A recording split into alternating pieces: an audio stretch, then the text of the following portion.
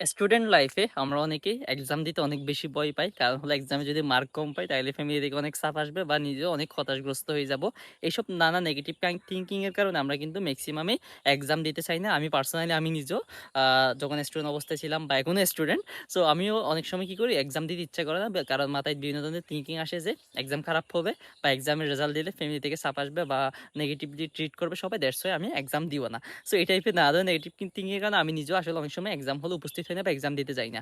কিন্তু এটা হলো আমরা সবচেয়ে মারাত্মক একটা ভুল করি। কারণ এক্সাম মানেই আমাদের এটা ধরে নেওয়া উচিত যে এক্সামের মাধ্যমে আমি নিজেকে বিচার করব যে এক্সাক্টলি আমার প্রস্তুতিটা কতটুকু হইছে।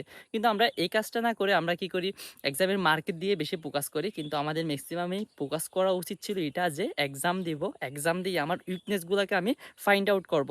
তুমি যদি এক্সামেই না দাও তাহলে তুমি তোমার যে উইকনেস গুলো আছে ওগুলো তুমি কখনো ফাইন্ড আউট করতে পারবা না। সো এইজন্য উইকনেস গুলা জানার সবচেয়ে বেস্ট ওয়ে হলো এক্সাম দেওয়া। আর কোনো মানুষ যদি তার উইকনেসটাই না জানে তাহলে সে কেমনে নিজের স্ট্রং বানাবে। তোমার যদি চাও যে নিজেকে স্ট্রং বানাবা বা নিজেকে বেস্ট বানাবা, তাহলে তোমার প্রথমত তোমার উইকনেস গুলাকে ফাইন্ড আউট করতে হবে। কারণ তুমি যদি উইকনেস গুলাকে সলভ করো তখনই তুমি কি হবা, স্ট্রং পার্সন হিসেবে গণ্য হবা। সেই জন্য এক্সাম দিবা এই কারণে যে তোমার উইকনেস গুলা জানার জন্য। এই নিয়ত করে এক্সাম দিবা। এক্সামে মার্ক কি আসতেছে ডাজন্ট ম্যাটার, আমি আমার উইকনেস গুলো ফাইন্ড আউট করতে পারতেছি কিনা। আবার জাস্ট উইকনেস ফাইন্ড আউট করলেই হবে না, ওই উইকনেসগুলা ফাইন্ড আউট করার পর ওগুলা সলভ করার ট্রাই করতে হবে। আমরা অনেকে আবার এই কাজটা করি যে উইকনেসগুলো জানি বাট হলো ওগুলো সলভ করি না। যদি সলভ না করো তাহলে তুমি আগের মতো শূন্যতেই থেকে যাবা। তুমি শূন্য থেকে নিজেকে ইমপ্রুভ করতে পারবা না।